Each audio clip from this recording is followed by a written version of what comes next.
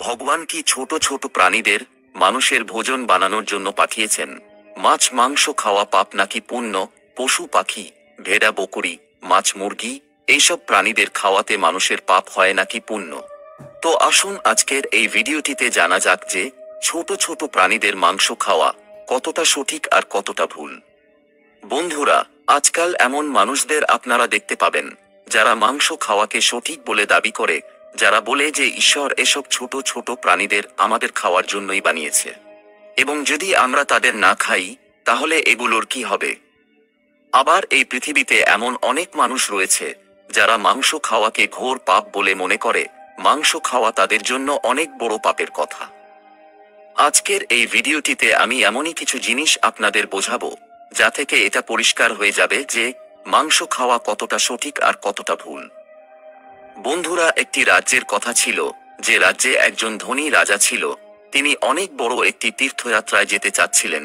যাওয়ার আগে তিনি নিজের রাজ্যে একটি অনেক বড় অনুষ্ঠানের আয়োজন করেছিলেন। সেখানে তিনি গ্রামের সমস্ত মানুষদের নেমন্তন্ন দিয়েছিলেন। সব মানুষ ওনার এখানে নেমন্তন্ন খাওয়ার জন্য এসেছিলেন।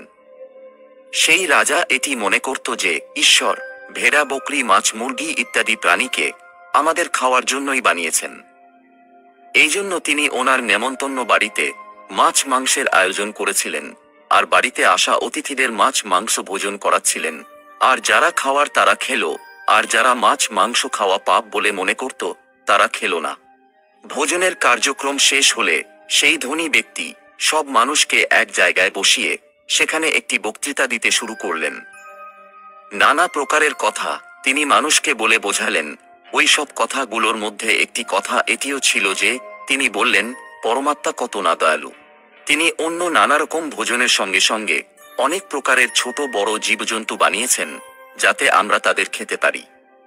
তার এই কথাটিকে বেশিরভাগ মানুষ সমর্থনও জানালেন, কিন্তু তখন ওখানে থাকা একটি 18 বছরের ছেলে ওই রাজার কথাকে কেটে ওনাকে বললেন, শ্রীমান ক্ষমা করবেন, আপনি ভুল বলছেন। ছেলেটিকে ওই ধনী ব্যক্তিটির কথাটিকে কাটতে দেখে ওখানকার সব মানুষ আশ্চর্য হয়ে গেল। ধনী ব্যক্তিটি বলল, পুত্র তুমি কি বলতে চাও, খুলে বলো। তখন ওই ছেলেটি বলল, শ্রীমান, এই সমস্ত জীবদের ভগবান বানিয়েছেন, কিন্তু আমরা হত্যা করে খাবো এই জন্য নয়। খাসি ছাগল, ভেড়া বকরি, মাছ মুরগি ইত্যাদি পৃথিবীতে থাকা সমস্ত জীবজন্তু মানুষের মতোই পৃথিবীতে জন্ম নেয়, আর মানুষের মতোই তাদের মৃত্যু হয়। মানুষের মতোই তারা কষ্টকে অনুভব করে। কোনো প্রাণী কোনো প্রাণীর থেকে শ্রেষ্ঠ বা বিশেষ নয়। হ্যাঁ, এটি একটি অন্য কথা যে আপনার বুদ্ধি বিকশিত, আর পশুদের বুদ্ধি অতটা বিকশিত নয়। কিন্তু আপনার বিকশিত বুদ্ধির এটা মেনে নেওয়া ভুল যে যে অধিক শক্তিশালী এবং বুদ্ধিমান প্রাণীদের নিজের থেকে কম শক্তিশালী এবং কম বুদ্ধিমান প্রাণীদের খেতে পারবে। এটি বলা ভুল যে ঈশ্বর এইসব প্রাণীদের আমাদের খাবার জন্য বানিয়েছেন। আমরা আমাদের মুখের স্বাদের জন্য, আমাদের জীবিকার জন্য, আমাদের শরীরের পোষণের জন্য কোনো প্রাণীকেই মেরে খাওয়ার অধিকার আমাদের নেই। কথাটি শুধু এটুকু যে আমরা এতটা চতুর যে আমরা যে কোনো সময় তাদের ধরে তাদেরকে আমাদের ভোজন বানাতে পারি। কিন্তু এর মানে এটা নয় যে তারা আপনার থেকে কমজোর এবং আপনি ধরতে পারেন বলেই তাদেরকে ভগবান আপনার খাবারের জন্য বানিয়েছেন। শুধু একবার ভেবে দেখুন, মশা এবং জোক আমাদের শরীরের রক্ত পান করে। আমাদের শরীরের রক্ত তাদের অনেক ভালো লাগে এই বলে কি তাদের আমরা আমাদের নিজের রক্ত পান করতে দেই? ঠিক এমনভাবেই বাঘ, সিংহ, শেয়াল, কুমির ইত্যাদির মতন প্রাণীদেরও আমাদের শরীরের মাংস অনেক বেশি ভালো লাগে, আর তারা যখন চাইবে তখন আমাদের শিকারও করতে পারবে। তো এর মানে এই নয় কি ভগবান আমাদের বানিয়েছে ওইসব প্রাণীদের ভোজন হওয়ার জন্য? যদি আপনি এমনটা মনে করেন, তাহলে কেন আপনি বাঘ, সিংহ, শিয়ালের মতো প্রাণীর থেকে নিজেকে রক্ষা করেন? যদি হাঁস, মুরগি, ছাগল, ভেড়া, বকরিকে ভগবান আপনার ভোজনের জন্য বানিয়ে থাকেন, তাহলে আপনাকেও নিশ্চয়ই ভগবান বানিয়েছেন সেই সব প্রাণীদের ভোজনের জন্য। বন্ধুরা, এইসব সেই সব মানুষের অজ্ঞানতার প্রমাণ যাদের মধ্যে কোনো রকম দয়াভাব নেই। এইসব মানুষেরা নিজের থেকে কমজোর, দুর্বল প্রাণীদের ধরে নেয় এবং তাদের ভোজন বলে মনে করে। যদি আপনার থেকে শক্তিশালী প্রাণী আপনাকে ধরে আপনাকে ভোজন বানাতে চায়, তাহলে তার থেকে বাঁচার জন্য আপনি কেন বাধা দেন তাকে নিজের শরীর কেন খেতে দেন না? এটা তো হতেই পারে যে ভগবান আপনাকে তার ভোজনের জন্যই বানিয়েছে। ওই ছেলেটির এমন কথা শুনে ওই ধনী ব্যক্তির মুখ বন্ধ হয়ে গেল। সব মানুষ তালি বাজিয়ে ওই ছেলেটির জবাবের সমর্থন জানালো। চলুন আপনাদের আমি আরও একটি ভগবান কৃষ্ণের গল্প শোনাচ্ছি, এখান থেকে এই ধারণাটি আরও পরিষ্কার হয়ে যাবে। তো একবার ভগবান শ্রীকৃষ্ণ একটি গাছের নিচে বসে বাঁশি বাজাচ্ছিলেন। ঠিক ওই সময় একটি বিপদে পড়া হরিণ ভগবানের কাছে আসলেন এবং ওনার পেছনে গিয়ে লুকিয়ে পড়লেন। ওই হরিণটি অনেক বেশি ঘাবড়িয়েছিল। হরিণটির এমন অবস্থা দেখে ভগবান শ্রীকৃষ্ণ বাঁশি বাজানো বন্ধ করে দিলেন এবং সেই হরিণটিকে জিজ্ঞাসা করলেন, হে হরিণ, তুমি এত আতঙ্কিত কেন? তোমার এত কিসের ভয়? তুমি কার ভয়ে আমার পেছনে লুকিয়ে রয়েছ? শ্রীকৃষ্ণ হরিণকে এই কথা বলতেছিলই, তখনই হাতে ধনুর বাণ নিয়ে একজন শিকারী সেখানে চলে আসলো এবং শ্রীকৃষ্ণকে বললেন, এ বালক, এই হরিণটিকে আমাকে দিয়ে দে, এটি আমার শিকার। আমি এটিকে শিকার করার জন্য অনেক দূর পর্যন্ত এর পেছন নিয়েছি। এই জন্য এর উপর শুধুমাত্র আমার অধিকার রয়েছে। শিকারীর প্রশ্নের উত্তর দিতে ভগবান শ্রীকৃষ্ণ বললেন, কোনো প্রাণীর উপরেই কোনো প্রাণীরই কোনো অধিকার থাকে না। প্রতিটি জীবিত প্রাণীর ওপর শুধুমাত্র তারই অধিকার হয়ে থাকে। শিকারী বলেন, না, এটি তো আমার শিকার, আমি একে হত্যা করে এর মাংস রান্না করে খাবো। তখন শ্রীকৃষ্ণ বলেন, এই প্রাণীটিকে মারার অধিকার তোমাকে কে দিল? এই অধিকার তো সেও পায় না যে পৃথিবীতে এই প্রাণীকে জন্ম দিয়েছে। যে কোনো প্রাণীকে হত্যা করা পাপের শ্রেণীতে আসে। তুমি কি ধর্মকে মানো না? তখন শিকারী বলে, হে বালক, আমি তোমার মতো এত জ্ঞানী তো নই, কিন্তু আমি এটুকু জানি মাংসের ভোজন করা পাপ নয়। জীবকে হত্যা করে আমি তাদের কষ্টের জীবন থেকে মুক্ত করি, আর এর ফলেই তারা পরবর্তীতে মানুষের জন্ম পেয়ে থাকে। আর তাছাড়াও কোনো না কোনো মানুষ এটিকে মেরে তো খেয়েই ফেলবে। যদি জীব হত্যা পাপ হয়ে থাকে, তাহলে রাজারা এগুলোকে শিকার কেন করে আর এদের মাংস কেন খায়?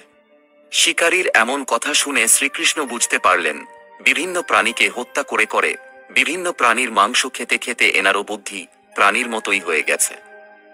ইনি এনার উচিত এবং অনুচিতের নির্ণয় করার যোগ্যতা হারিয়ে ফেলেছেন। তখন ভগবান শ্রীকৃষ্ণ সেই ব্যক্তিকে একটি গল্প শোনালেন। তিনি বললেন, হে শিকারী, এই গল্পটিকে ধ্যানপূর্বক শুনুন।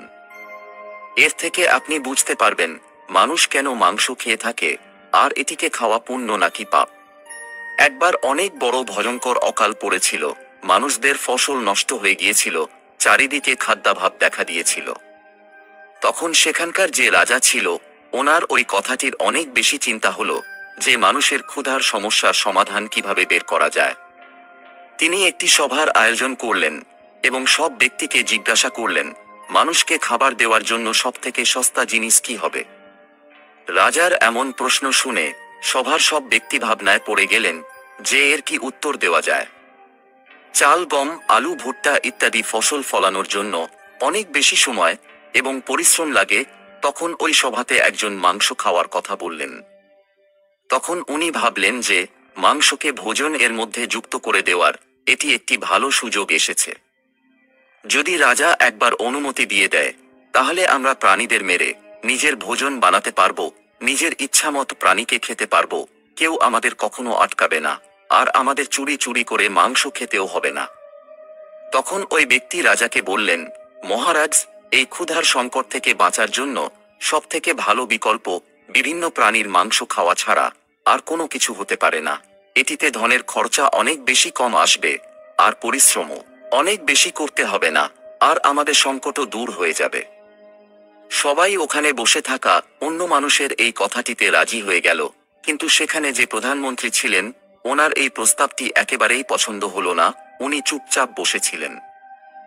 রাজা প্রশ্ন করলেন, হে প্রধানমন্ত্রী, যে আপনি চুপচাপ করে কেন বসে আছেন? আপনার কি মতবিরোধ রয়েছে এ বিষয়ে? তখন মন্ত্রী বললেন, মহারাজ, আমার মনে হয় মাংস খাওয়া সবথেকে সস্তার বিকল্প নয়। এ বিষয়ে আমি আপনাকে আমার মতামত কালকে জানাবো। রাত হতে আর প্রধানমন্ত্রী সেই মানুষটির বাড়িতেই পৌঁছে গেল যিনি মাংস খাওয়ার প্রস্তাব দিয়েছিলেন। হঠাৎই প্রধানমন্ত্রীর নিজের বাড়িতে আসা দেখে তিনি ঘাবড়ে গেলেন এবং ভাবতে শুরু করলেন, নিশ্চয়ই কোনো না কোনো কিছু অশুভ হয়েছে।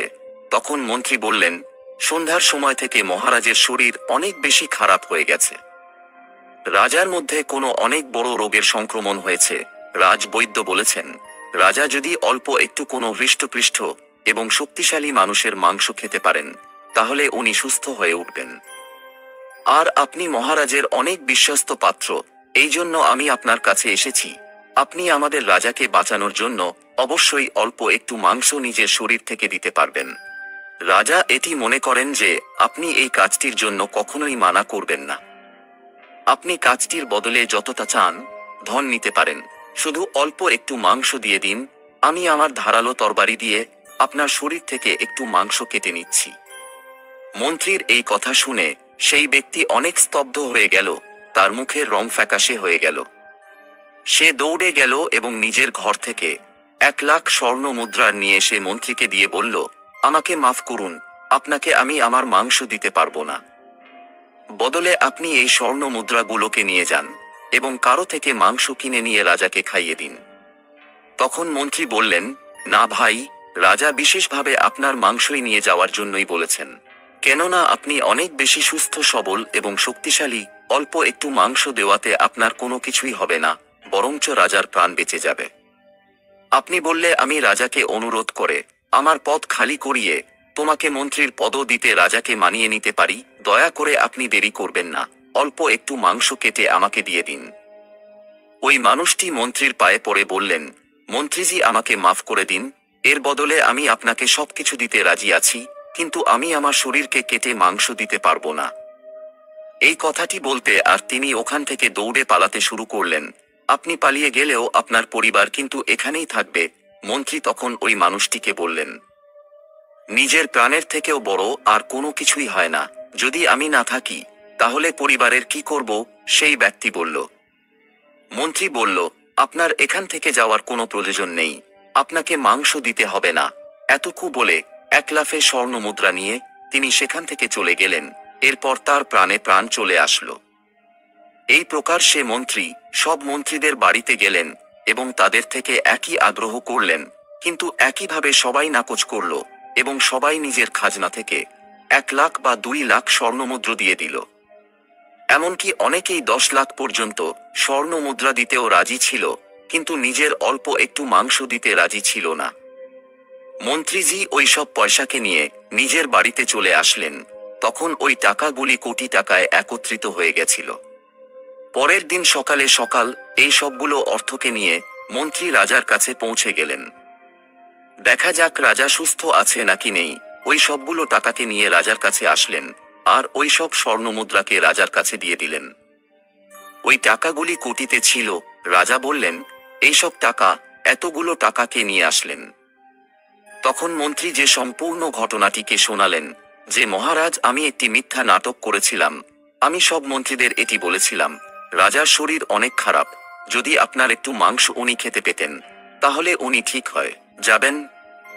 মহারাজ, সব মন্ত্রীরা মিলে আমাকে এতগুলি পয়সা তো দিয়ে দিয়েছে, কিন্তু আপনার সুস্থ হওয়ার জন্য তাদের শরীর থেকে অল্প একটু মাংস দিতে পারেনি। কালকে এরা সবাই সভাতে মাংসের মূল্য সস্তা বলে বলছিলেন। এখন আপনি ভেবে দেখুন যে জীবিত প্রাণীর মাংস কতটা সস্তা এবং কতটা দামি। অল্প একটু মাংসের জন্য তারা লক্ষ লক্ষ টাকা দিতেও রাজি হয়েছিল। তাহলে আমরা কিভাবে একটা প্রাণীকে মেরে তার মাংস খেয়ে নিতে পারি? বন্ধুরা, মন্ত্রীর কথা রাজা অনেক ভালোভাবে বুঝতে পারলেন এবং মাংস খাওয়াকে নিষিদ্ধ করলেন। এদিকেই ভগবান শ্রীকৃষ্ণ সেই শিকারীকে বোঝালেন, দেখো, সব প্রাণীর দেহ সবারই প্রিয় হয়ে থাকে, তা যে কোনো পশু হোক বা মানুষ হোক না কেন, সবার মাংসে ততটাই মূল্য হয়ে থাকে যতটা কিনা কোনো ব্যক্তির প্রাণ ততটা মূল্যবান হয়ে থাকে। এজন্যই কোনো প্রাণীকে কষ্ট দিতে নেই। মানুষ যখন নিজের শরীরের কথা ভাবে তখন তার শরীরের উপর তার অনেক মায়া হয়, আর নিজের শরীরকে বাঁচাতে সে একটিবারও ভাবে না, কেননা সে সেই কষ্টটিকে আগেই অনুভব করতে পারে। যেদিন আপনি এই কষ্টটিকে অনুভব করতে পারবেন সেদিন আপনি মাংসের মূল্য বুঝতে পারবেন। বন্ধুরা, আমি আশা রাখি যে ভগবান মানুষের মানসিকতাকে উন্নত করতে আরও সাহায্য। যে কোনো প্রাণীর হত্যা মানুষ হত্যারই সমান। তো বন্ধুরা, আজকের এই ভিডিওটি এ পর্যন্তই। যদি ভিডিওটিকে ভালো লাগে তাহলে অবশ্যই লাইক কমেন্ট করুন এবং সবার সঙ্গে